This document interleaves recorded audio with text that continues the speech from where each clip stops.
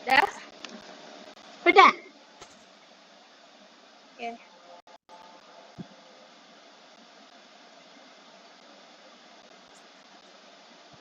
Baik, Assalamualaikum warahmatullahi wabarakatuh. Waalaikumsalam warahmatullahi wabarakatuh. Baik, pada hari ini kami akan menyampaikan mengenai modul ajar yang telah kami susun, yaitu Matematika kelas 4 semester 2 fase B, lebih tepatnya pada materi aljabar, yaitu mengenai pola gambar. Baik, di sini saya Rahmadani selaku moderator pada kesempatan kali ini, dan pemateri kita pada hari ini ada dua, yaitu yang pertama, Saya Indah Amelia Putri. dan pemateri kedua yaitu, dan saya Nurmega Purnamasari. Baik, mungkin langsung saja kita dengarkan pemateri pertama yaitu oleh Indah Amelia Putri. Pada Amel kami persilahkan.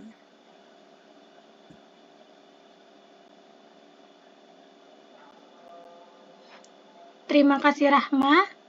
Baik, pada poin yang pertama ini kita akan membahas tentang kompetensi awal. Adapun kompetensi awal pada modul ajar ini yaitu pertama, mengenali dan melanjutkan pola gambar berdasarkan urutan tertentu. Yang kedua, menentukan gambar berikutnya dalam suatu pola yang telah diberikan. Dan yang terakhir, membuat pola gambar sendiri dengan aturan tertentu. Selanjutnya yaitu profil pelajar Pancasila.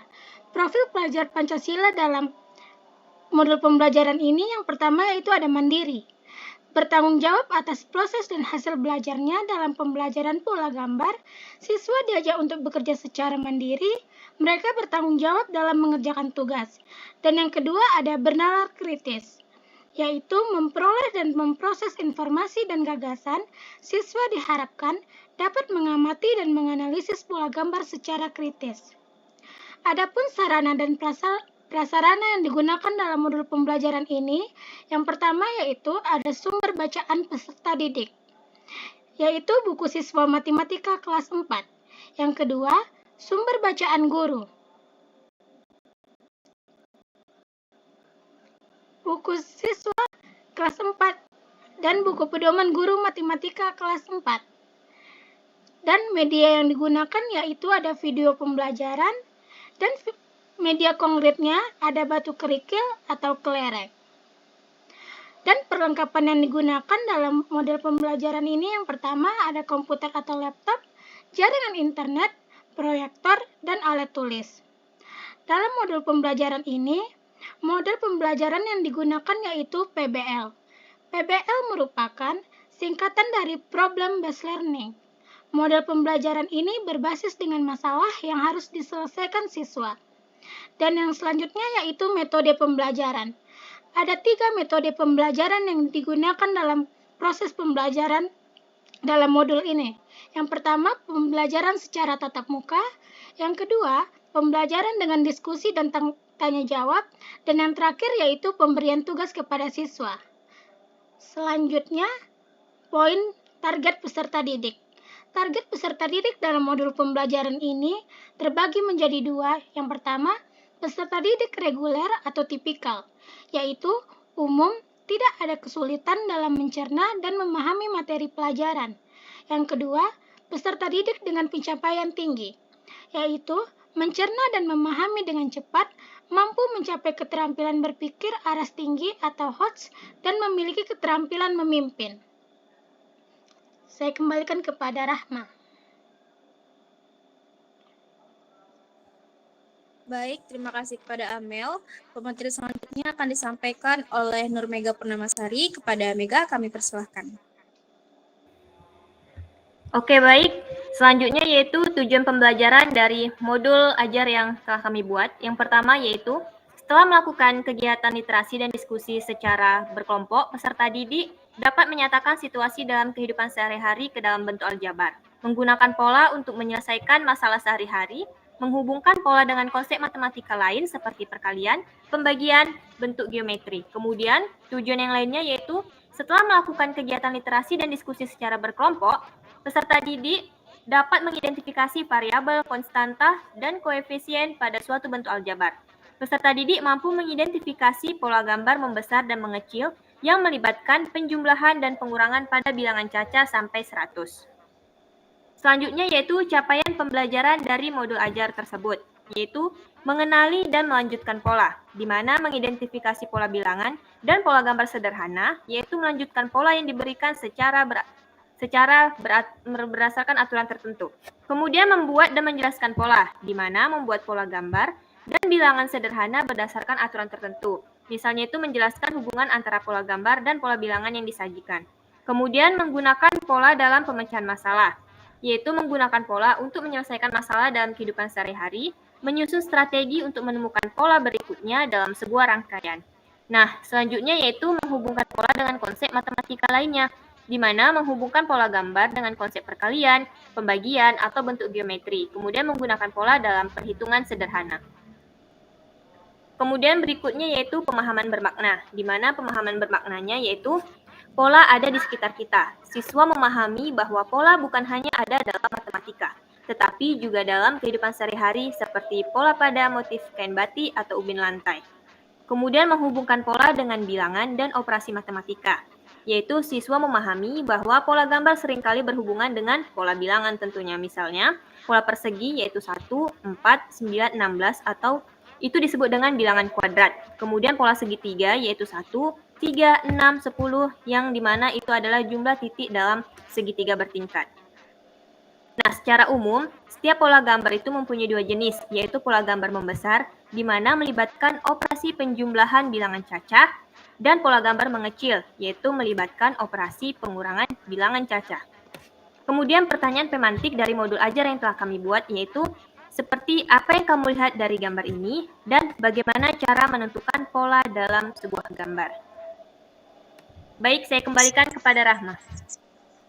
Oke, baik. Terima kasih kepada Mega. Selanjutnya yaitu materinya adalah saya sendiri, yaitu mengenai kegiatan siswa. Yang pertama adalah pendahuluan. Kegiatan ini diawali dengan mengucapkan salam kepada peserta didik. Dan yang selanjutnya adalah bertanya kabar siswa, bagaimana perasaan pada hari ini, apakah siswa telah siap mengikuti pembelajaran. Selanjutnya, guru memilih salah satu peserta didik untuk memimpin doa. Kegiatan ini dilakukan secara bergantian setiap harinya agar melatih siswa ini bisa lebih berani dan bertanggung jawab menjadi seorang pemimpin. Selanjutnya, guru akan memeriksa kehadiran peserta didik dan memberikan motivasi untuk menjaga kesehatan dan mendoakan temannya yang tidak hadir karena sakit. Selanjutnya, guru bersama peserta didik akan menyanyikan lagu nasional yaitu Garuda Pancasila.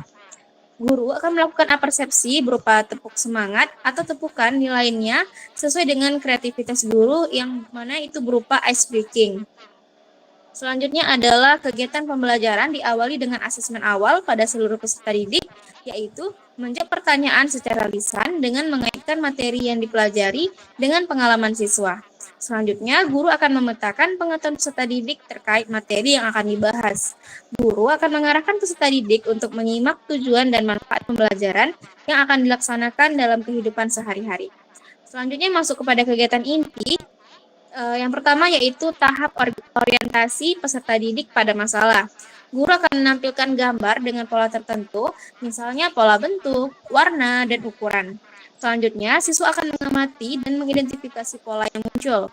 Dan guru akan memberikan stimulus dengan menayangkan video. Dan peserta didik akan mengamati video tersebut. Selanjutnya, guru akan memberikan pertanyaan pemantik seperti, apa yang kamu lihat dari gambar di video tersebut? Atau bagaimana pola ini terbentuk?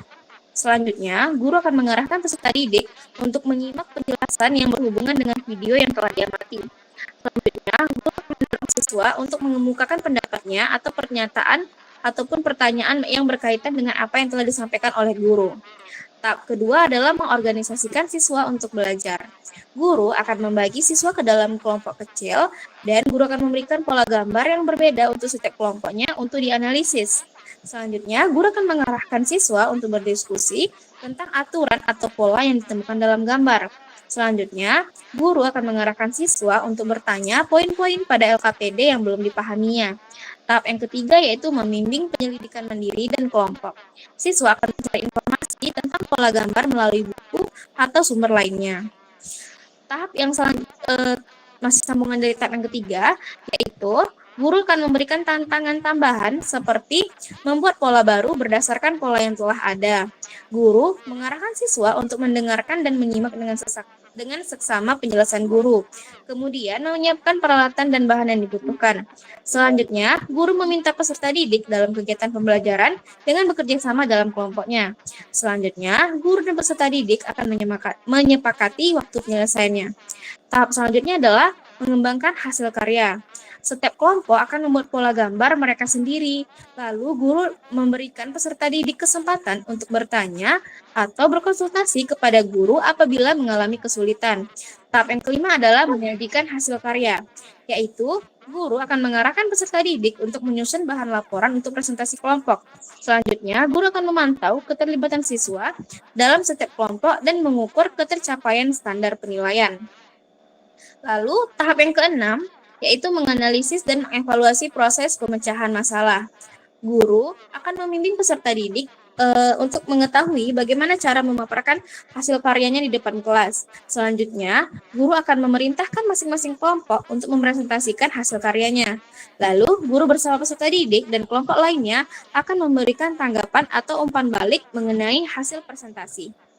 Selanjutnya, guru akan melakukan ice breaking bersama siswa untuk mengembalikan semangat belajarnya.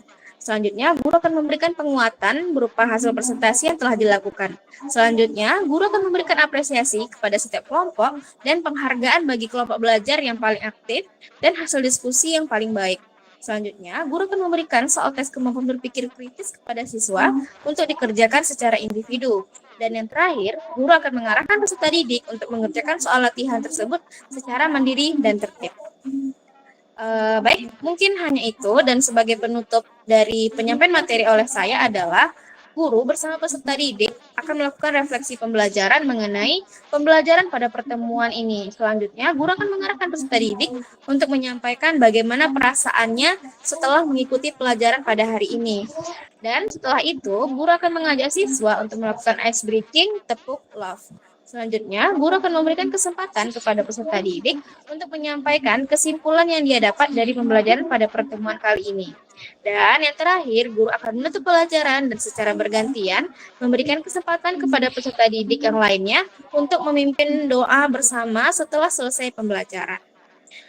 Baik, mungkin hanya ini pemateri dari saya. Selanjutnya mungkin akan ada tambahan dari Nur Mega. Kepada Mega kami persilahkan.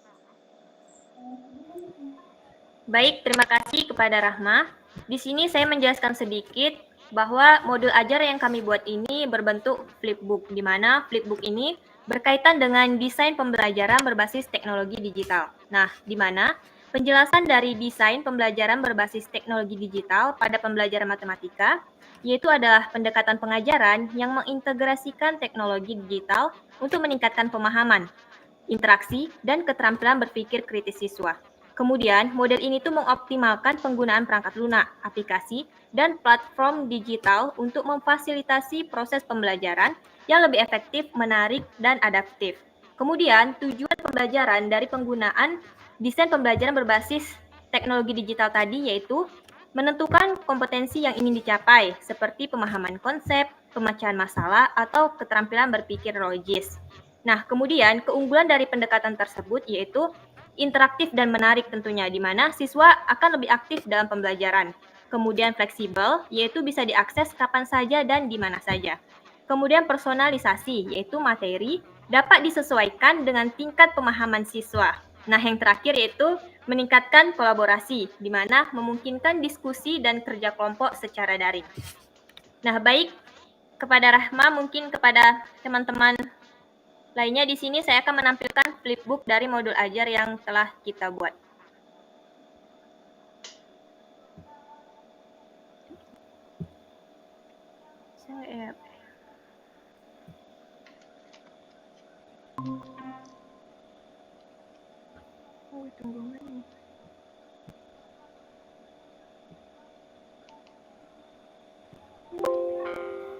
Apakah sudah masuk ke flipbooknya, teman-teman?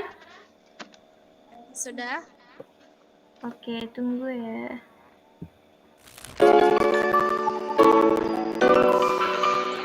Agak mati.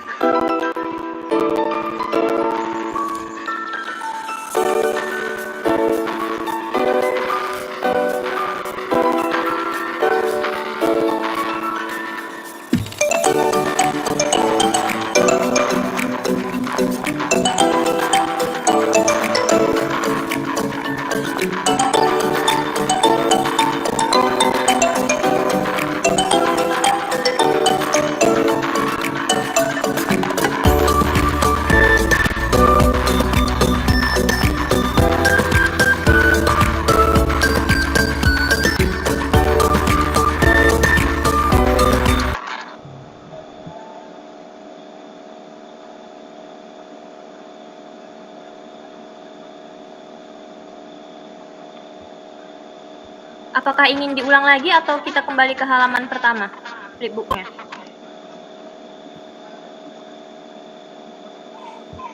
Boleh ke halaman pertama aja lagi.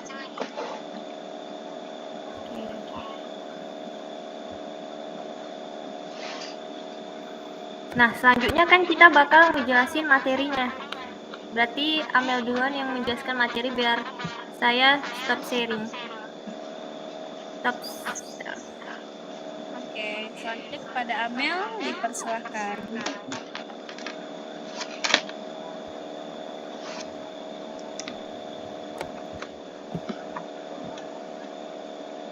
Share screen-nya.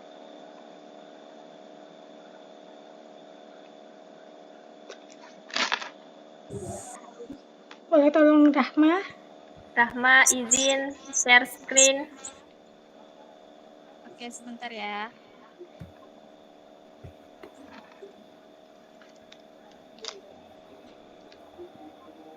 Oh, sorry. Saya menjelaskan materi pertama ya. Pola gambar mengecil.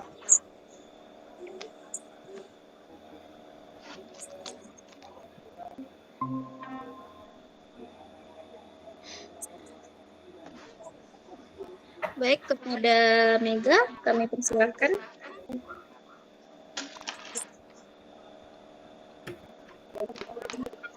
Baik. Terkait materi pola gambar, di mana pola gambar itu terdiri dari dua unsur, yaitu pola gambar membesar dan pola gambar mengecil.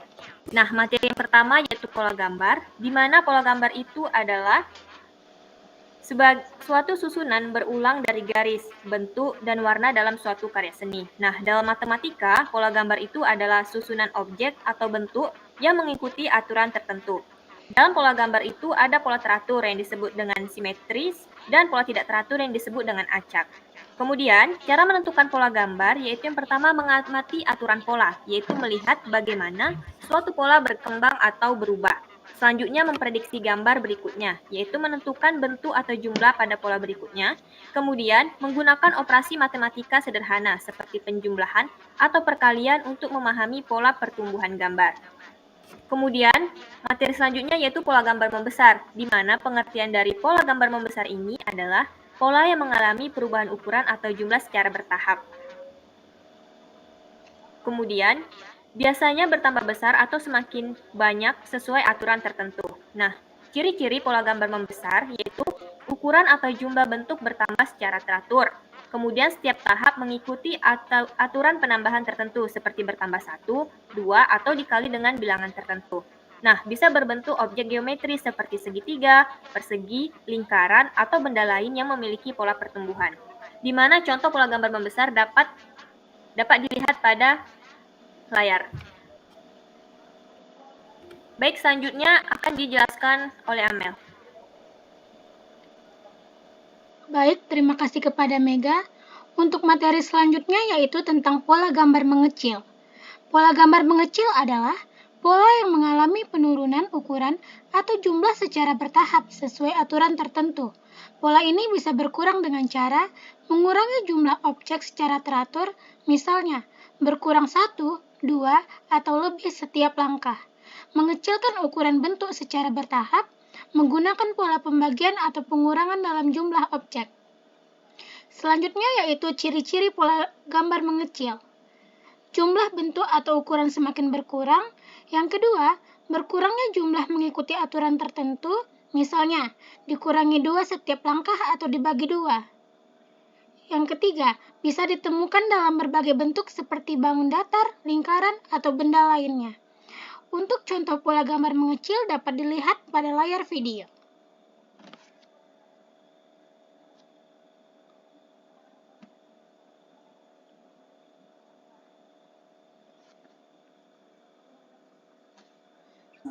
Oke, baik. Terima kasih kepada Amel dan Mega yang telah menyampaikan materi mengenai pola gambar mengecil dan pola gambar membesar.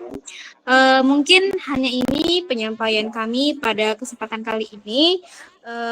Semoga dapat bermanfaat dan apabila ada kesalahan kami mohon maaf. Sekian dari kami. Wassalamualaikum warahmatullahi wabarakatuh. Waalaikumsalam warahmatullahi wabarakatuh.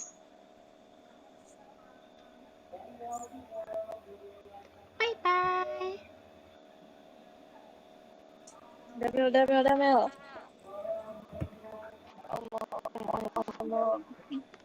Mas Rahma ini nggak baca.